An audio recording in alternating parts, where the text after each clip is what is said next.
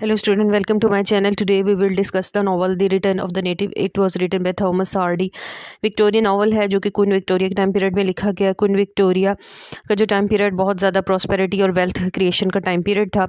Reason इसमें जो मुख्तलिफ फैक्टर्स थे उनमें से एक ये था कि इंडस्ट्रियलाइजेशन बहुत ज़्यादा बड़े पैमाने पर हुई और कॉटन इंडस्ट्री और इसी तरह रेलवे डेवलपमेंट बहुत ज़्यादा हुई मुख्तलिफ फेजेस के अंदर। लेकिन इसके साथ साथ वेल्थ तो क्रिएट हो गई और लेकिन इसका साइड इफ़ेक्ट्स के तौर पर जो पॉपुलेशन थी बहुत ज़्यादा इंक्रीज़ हो गई इंग्लैंड के अंदर। जो अर्बन एरियाज थे उनमें स्पेशली आप कह सकते हैं मैनचेस्टर का एरिया जो है एक छोटा सा शहर था जो कि बहुत ज़्यादा पॉपुलेटेड हो गया। इंडस्ट्रियलाइजेशन की वजह से जॉब अपॉर्चुनिटीज़ क्रिएट हुई और लोग जो थे रूरल एरिया से अर्बन एरियाज़ की तरफ मूव कर गए। लेकिन इसके साथ साथ लाइफ एक्सपेक्टेंसी रिड्यूस हुई और चाइल्ड लेबर जैसे इश्यूज क्रिएट हुए। जैसे चार्ल्स लेम का जो ऐसे था चिमनी स्वीपर, इसकी बेस्ट एग्जांपल है किस तरीके से आपके जो है चाइल्ड लेबर को यूटिलाइज किया जाता था चीपर लेबर की वजह से। और इसी तरीके से जो डिफरेंट सेक्टर्स थे स्पेशली साइंस और टेक्नोलॉजी के हवाले से बहुत ज़्यादा एडवांसमेंट हुई। डार्विन थ्योरी ऑफ एवोल्यूशन ने लोगों की सोच अप्रोच पर बहुत ज़्यादा इफेक्ट डाला। बायोलॉजी, आर्कियोलॉजी, इसी तरह ज़ूलॉजी, डिफरेंट जो साइंस की ब्रांचेस थी और उसके साथ साथ जो है टेक्सचुअल एनालिसिस ऑफ बाइबल में बहुत ज़्यादा वर्कआउट हुआ। अब लोगों ने जो रिलीजन के बारे में क्वेश्चंस और डाउट्स क्रिएट होना शुरू हो गए उनके माइंड के अंदर और रिलीजन पर भी क्वेश्चन उठना शुरू हो गए। ये वो टाइम पीरियड था जहाँ पर एजुकेशन भी जो थी एक ऐसा इम्पॉर्टेंट फैक्टर था जिसने लोगों को बहुत ज़्यादा इफेक्ट किया। और ये नावल जो the return of the native इसी को रिप्रेजेंट करता है, जिसमें एक अहम करैक्टर जो कैलम जोब्राइट है जो कि पेरिस छोड़कर जो है अपने जो होम लैंड होता है नेटिव लैंड एग्डन हीथ वहाँ पे आता है and he has a desire and passion to open a school to educate his own people. ठीक है। और before that he was working in Paris as the diamond manager के तौर पे कर रहा होता है काम। अब यहाँ पे मैं बता दूं कि ये जो टाइम पीरियड था इंग्लैंड में, इसमें क्लास कॉन्फ्लिक्ट भी क्रिएट हुए। अपर क्लास, लोअर क्लास, इस किस्म के कॉन्सेप्ट जो थे और आप कह सकते हैं जो लग्जोरियस लाइफ और अर्बन लाइफ जो थी बड़ी ही चार्मिंग किस्म की थी हर इंसान के लिए। थॉमस हार्डी के हवाले से मैं अगर अब बताऊं तो इस नावल के अंदर उन्होंने मुख्तलिफ इश्यूज़ को एड्रेस किया, जिसमें से एक सोशल कल्चर इश्यूज़ थे, कस्टम एंड कन्वेंशन के सेटिंग पूरी नावल की एग्डन हीथ में क्रिएट की गई है। ठीक है। जो कि कैलम जोब्राइट और डिफरेंट करेक्टर्स हैं उन्होंने उसी सिनेरियो में सारे जो है एक्शंस परफॉर्म किए। और इसमें बेसिकली आपको विक्टोरियन ईरा की जो कन्वेंशन, जो रिजिड नॉर्म्स थी, उसमें एक विक्टोरियन औरत को क्या क्या प्रॉब्लम्स फेस करने पड़े, क्योंकि at that time the women have not any right. इस नावल में जब ये आपको जो डिफरेंट प्रोटैगनिस्ट स्पेशली जो थी यूस्टेशिया वाई थी, उसके हवाले से पता चल जाएगा कि विक्टोरियन ईरा में औरत को women had not the right for education और वोट। तो और इसके अलावा Victorian women had to depend on the man और the husband for the economic prosperity, और वो उसी को कंसिडर करती थी फॉर द इंडिपेंडेंसी के लिए अपने और एक सोसाइटी के अंदर रिस्पेक्टफुल जो है स्टेटस गेट करने के लिए she had to depend on the man. इसी तरीके से एजुकेशन सिस्टम को डिपिक्ट किया है। और इसी तरह इम्पॉर्टेंट जो करेक्टरिस्टिक्स हैं थॉमस हार्डी के स्टाइल के, इनमें से एक नेचुरलिस्ट स्टाइल था, एक फैटलिस्ट स्टाइल है वेसेक्स, और एक पैसिमिस्ट स्टाइल है।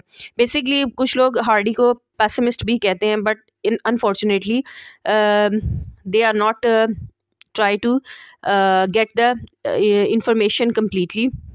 रीज़न इज़ दैट कि जो हार्डी था he was not the pessimist, he was the realistic person.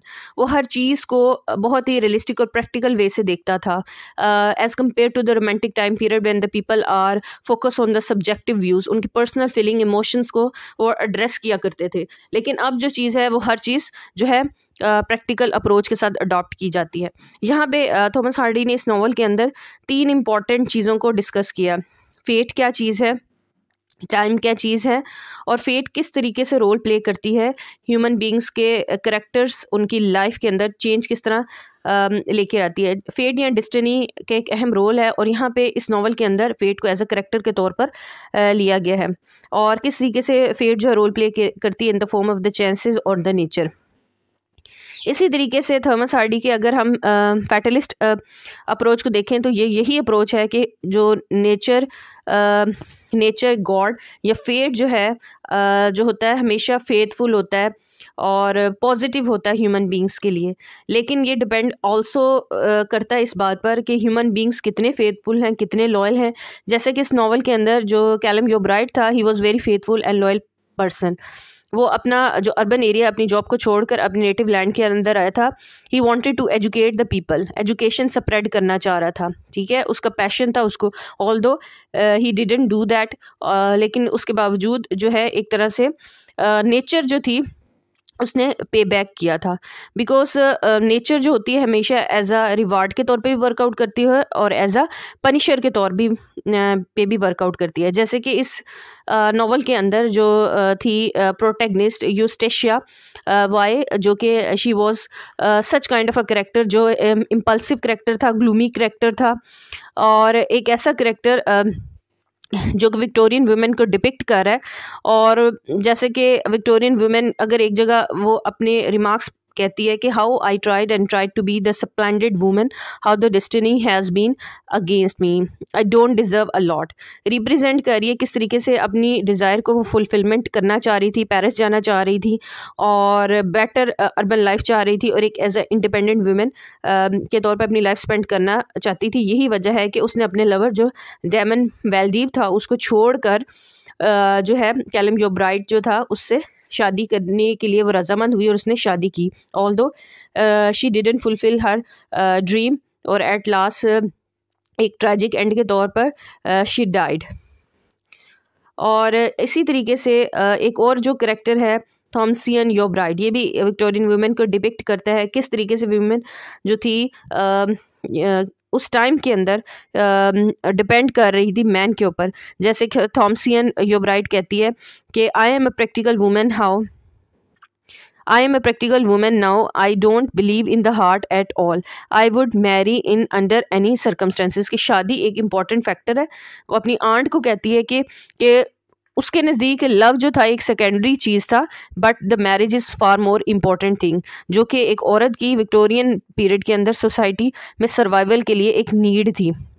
यहाँ बेसिकली आप एक और इम्पॉर्टेंट चीज़ फैटलिस्ट के हवाले से कॉन्सेप्ट के हवाले से कि नेचर जो होता है थॉमस हार्डी की ये मतलब उसके स्टाइल के करेक्टरिस्टिक्स में से है कि हमेशा वो नेचर के दो पहलू दिखाता है, एक पॉजिटिव और एक नेगेटिव पहलू। क्योंकि प्रैक्टिकल अप्रोच थी जिसे मुख्तलिफ लोग पैसिमिस्ट अप्रोच कहते हैं, वो ये करता था कि वो कहता है कि जैसे कि रोमांटिक जो थे जो राइटर्स थे उनमें जैसे कि विलियम वर्ड्सवर्थ कहता था nature is the teacher, nurse, mother है, ठीक है, is the source of comfort, solace, ठीक है। लेकिन उसके साथ साथ वो जो थॉमस हार्डी का ये कॉन्सेप्ट था कि nature is also the hostile and nature is also chaotic, और वो इस सूरत में पे बैक भी करती है अगर आप उसके साथ लॉयल और फेथफुल होते हैं। लेकिन nature is also the source of discard the different species from the land. जैसे कि फ्लड की सूरत में बहुत ज़्यादा तबाही बर्बादी होती है तो बहुत से जो स्पीशीज़ होती है वो ज़मीन से निस्तो नबूद हो जाती हैं। ये रिप्रेजेंट करती है फैटलिस्ट अप्रोच को। मुख्तलिफ जो करेक्टर्स हैं उन्होंने मुख्तलिफ तरीक़ों से अपने ड्रीम्स और पैशंस को फुलफ़िल करने की कोशिश की। जैसा कि थी यूस्टेशिया योब्राइट और कैलम योब्राइट जो था उसने हैपहैज़र्डली जो थी यूस्टेशिया से इम्प्रेस हुआ और उसने शादी पर रजामंद हो गया। Although there was a lot of conflict between them, उसने टाइम लेना, अंडरस्टैंडिंग क्रिएट करने की बजाय एक ऐसा हैपहैज़र्डली डिसीजन किया जिसको बाद में उसे फेस करना पड़ा और वो दोनों जो एक शादी के जो रिलेशनशिप में स्टक ऑफ हो गए। बाद में जो है he has to create the distance from his own mother Mrs Yeobright से, जो कि प्राउड लेडी थी और बहुत ही क्लास कॉन्शियस खातून थी जो कि एग्री नहीं करती थी कैलम योब्राइट की शादी यूस्टेशिया वाई के साथ। ये ऐसे, लेकिन फेट ने उन दोनों को बाइंड अप कर दिया। तो कहते हैं ना, एक लेटन फ्रेज है कि मैन प्रपोजेस गॉड डिस्पोजेस, वो वाली बात यहाँ पे आ जाती है कि इंसान कुछ और प्लान करता है और जो फेट होता है, गॉड होता है, वो डिस्पोज ऑफ कर देता है उन चीज़ों को। इसी तरीके से थॉमस हार्डी कहता है कि those characters call the world wicked are so much creature of the circumstances that are far more to be pitied than the blame। कि ऐसा होता है कि बहुत से ऐसे करेक्टर जो हमें नेगेटिव नज़र आ रहे होते हैं हमारी ज़िंदगी के अंदर, वो बेसिकली नेगेटिव करेक्टर्स इसलिए बनते हैं क्योंकि वो सरकमस्टांसेस होते हैं जो उनकी लाइफ के अंदर चेंज लाते हैं और उन्हें बुरा बना देते हैं। सो ये सरकमस्टांसेस या चांसेस होते हैं जो कि जो फेट के साथ रोल प्ले करते हैं और फेट इन चांसेस और सरकमस्टांसेस को एज अ टूल के तौर पर यूज़ करते हैं। सो आप कह सकते हैं कि एक ऐसी टग ऑफ वॉर है मैन और फेट के दरमियान में, और जो फेट है is the an inscrutable force, ठीक है। और फेट और chances played a vital role just like a hide and seek, जिस तरह कर रहे होते हैं मुख्तलिफ characters. So this is the little bit idea about this fatalist concept. और नेचुरलिस्ट भी मैं आपको थोड़ा बहुत बताना चाहूँगी यहाँ पे। एक इम्पॉर्टेंट जो कोट मेरे जहन में आ रही है, अल्फ्रेड लॉर्ड टेनिसन, वो भी बहुत ज़्यादा रियलिस्टिक था। विक्टोरियन जो पोइट्स थे, जितने ऑथर्स थे, नॉवल राइटर्स थे, वो बहुत ज़्यादा जो थे उनमें रियलिस्टिक एलिमेंट्स आना शुरू हो गए थे क्योंकि ट्रांजिशनल पीरियड था रोमांटिसिज्म से विक्टोरियन टाइम पीरियड के अंदर। तो अल्फ्रेड लॉर्ड टेनिसन कहते हैं कि हमेशा nature red in the tooth and the clause, ये ऐसी चीज़ है जिसको आपको अंडरस्टैंड करने की ज़रूरत है। Nature has a power to reward और पनिश एज वेल, ये कि थॉमस हार्डी कहते हैं, ठीक है। इस तरह नेचर जो होती है हमेशा रोल प्ले करती है, और जो टाइम होता है उसकी जो होती है ट्रमेंडस इम्पोर्टेंस होती है इंसान की लाइफ के अंदर। और ये जो कि इंसान की लाइफ के अंदर जो टाइम होता है वो इस तरह रोल प्ले कर रहा होता है। इसे आप सीरीज ऑफ अमाउंट के तौर पर ले सकते हैं, जिसके अंदर आप कह सकते हैं fate is something that turn the joy to the bitterness of the life. ये फेट ही होती है जो कि जो आपके जॉयस और जो खुशी और हैप्पीनेस के टाइम पीरियड को जो बिटरनेस में कन्वर्ट कर देती है। So time, fate, chances, circumstances, ये सारी की सारी चीज़ें साथ साथ इस नावल के अंदर चलती हैं। इसी तरीके से जो इनविजिबल फोर्स ऑफ फेट होती है मुख्तलिफ करेक्टर्स की ज़िंदगी में अहम रोल प्ले करती है।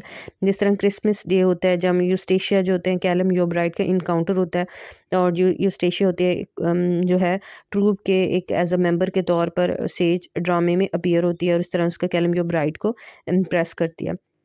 और इसी तरीके से गन पाउडर जो डे होता है जब 5 नवंबर में जो जो चार्ली होता है जो कि कहते हैं ना hopelessly fall in love with Eustacia, और जो basically as a as a as a person वो वर्कआउट कर रहा होता है यूस्टेशिया के लिए और इसी तरह उसके ग्रैंडफादर के लिए। तो गन पाउडर डे में जो आग जब वो जलती है बोनफायर की, तो वो लाइटनिंग रिप्रेजेंट कर रही होती है कि सीक्रेट मीटिंग है यूस्टेशिया की डेमन वेल्डीव की, और यूस्टेशिया उसके कंसिडर करती है सीक्रेट सिग्नल है और मीटिंग के लिए जो है वो मिलने के लिए तैयार हो जाती है। सो ये भी ऐसे करेक्टर्स हैं जो कि अपने डूम की तरफ जाते हैं, लेकिन इसमें जो अहम रोल प्ले करती है वो किस्मत या डिस्टिनी होती है। और इसी तरह यूस्टेशिया और डेमन वेल्डीव जो हैं जो जो उनकी ट्रेजेडी डेथ की सूरत में, ड्रॉन की सूरत में अपीयर होती है। ऑल्दो के जो कैलम जो ब्राइट होता है वो लेटर लिखता है ग्रैंडफादर के घर की तरफ, और लेटर जो है वक्त पर नहीं पहुंचता, और वो एक कोशिश करता है कैलम जो ब्राइट अपने रिलेशनशिप को रिकनसाइल करने के लिए। तो और लेकिन उससे पहले ही यूस्टेशिया होती है वो निकल खड़ी होती है। और फिर क्या होता है कि this was the role of the fate that use the chance letter of Clym Yeobright didn't reach to the Eustacia grandfather home in time, she left the home to escape from the Egdon Heath. क्योंकि वो अब मायूस हो चुकी है, वो अपने relationship जो उसका कैलम योब्राइट के साथ था उससे भी बेसिकली कैलम योब्राइट तो उसके लिए एक ऐसा चांस था जिसमें वो चाह रही थी कि उसे अवेल करे और जो एक्दन हीथ से वो वहाँ से चली जाए और एक अर्बन लाइफ को एंजॉय कर सके, लग्जोरियस लाइफ को पेरिस के अंदर। लेकिन शादी के बाद उसे उसके जो रियलाइजेशन होती है इट वाज हर मिस्टेक, और वो यहीं पर अपना स्कूल ओपन करके एजुकेट करना चाह रहा होता है। तो सो जो है जब इसी तरह मिसेस योब्राइट जो है कैलम योब्राइट से मिलने के लिए आती हैं, तो he was sleeping at that time. उस वक्त यूस्टेशिया जो होती है विद डैमन वेल्डीव के साथ होती है, अपने लवर के साथ, और और वो इसी कंफ्यूजन में होती है कि डोर को ओपन करे कि ना करे। तो जो मिसेस योब्राइट होती है वो ज्यूम करती हैं कि उनका जो बेटा आते हैं, बेटा जो है वो उनसे मिलना नहीं चाहता, डिसअपॉइंट हो जाती हैं वापसी में। उनमें जो एक स्नेक जो होता है वो काटने की वजह से उनकी डेथ हो जाती है। और जॉनी नाउनसच ही वो पर्सन होता है जो कि इस सारी इंफॉर्मेशन को कैलम योब्राइट तक पहुंचाता है, और इस वजह से वो और उसके यूस्टेशिया के जो रिलेशनशिप है वो स्पॉइल हो जाता है। So it's all about the role of the fate. Chances कैसे कैसे होते हैं, लेटर वक्त पर नहीं पहुंचता, मिसेस योब्राइट का जो है इनकाउंटर नहीं होता अपने बेटे के साथ।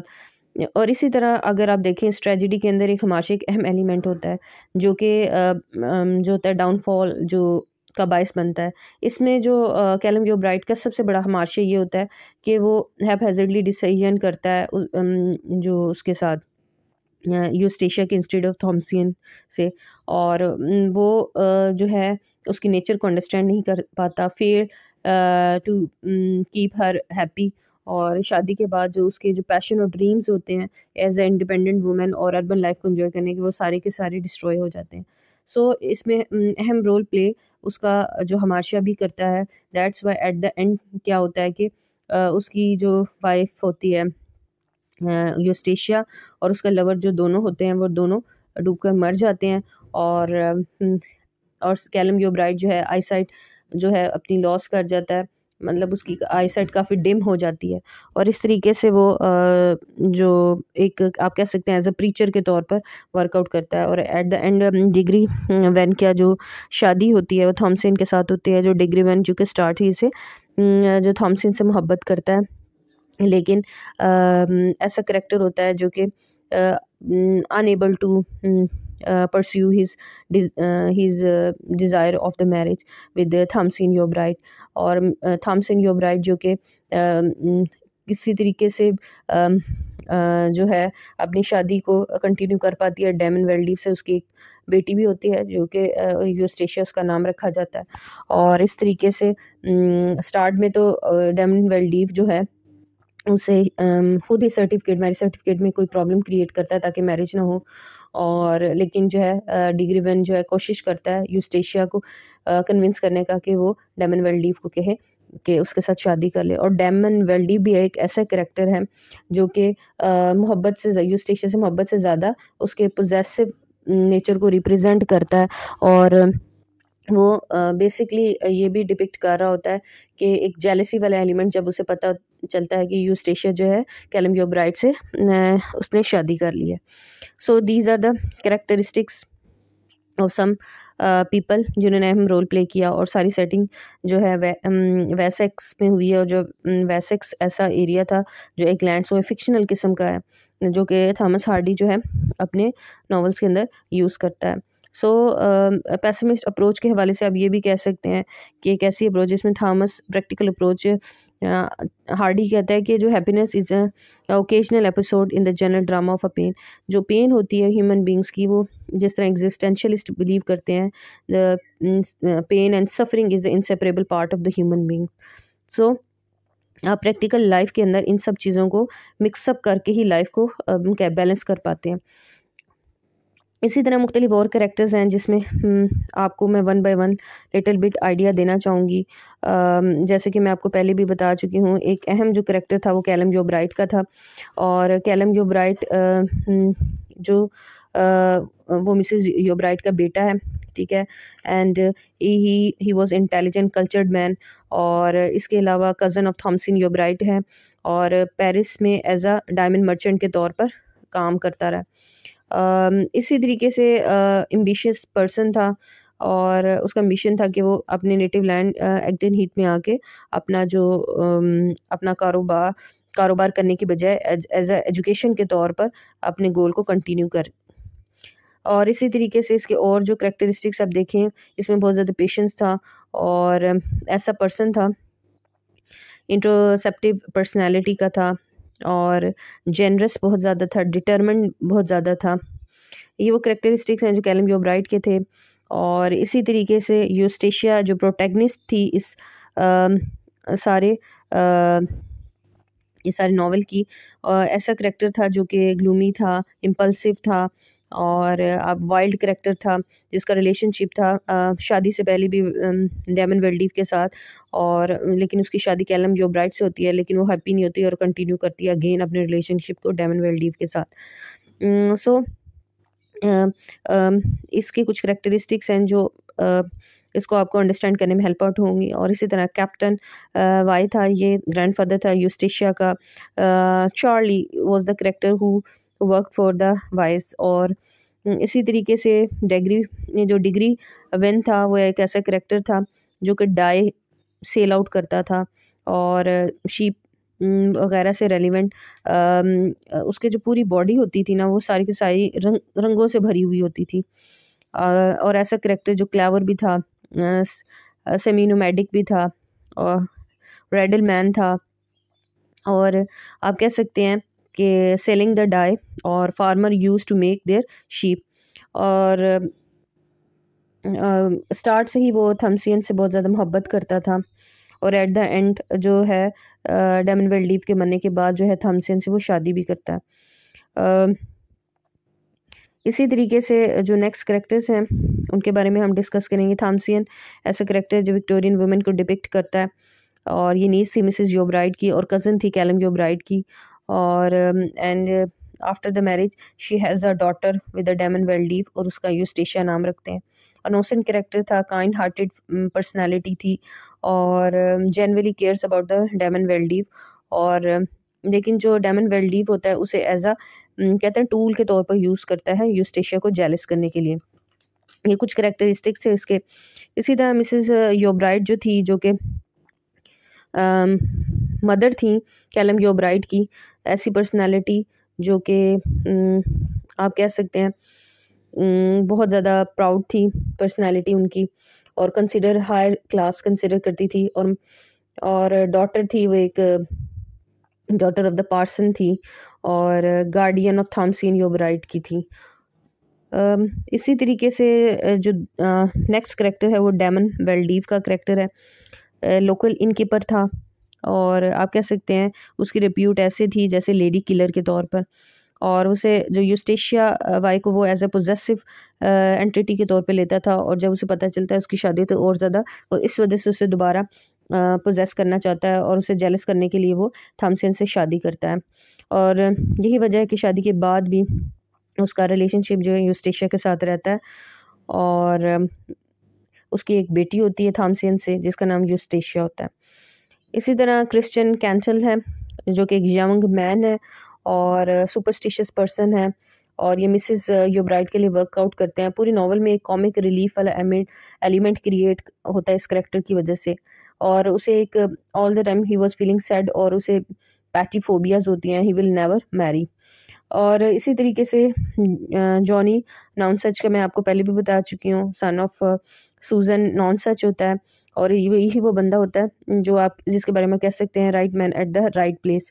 यही वो बंदा है जो कि कैलम जो ब्राइट को उसकी मदर के बारे में विजिट के बारे में बताता है, और ऑल्सो लास्ट डैम जो उसकी मदर उसे लास्ट जो उसके डेथ के जो वर्ड्स होते हैं वो सारे बताता है किस तरीके से वो विजिट करती है। जिसकी बात कैलम जो ब्राइट जो होता है वो एक रिपेंट वाले फेस के अंदर, ट्रोमा के अंदर चला जाता है। इसी तरह ही told the degree when about the private romantic love of Eustacia and Damon Valdiv। ठीक है, एक लास्ट वन जो करेक्टर है वो लोकल लेबरर का है।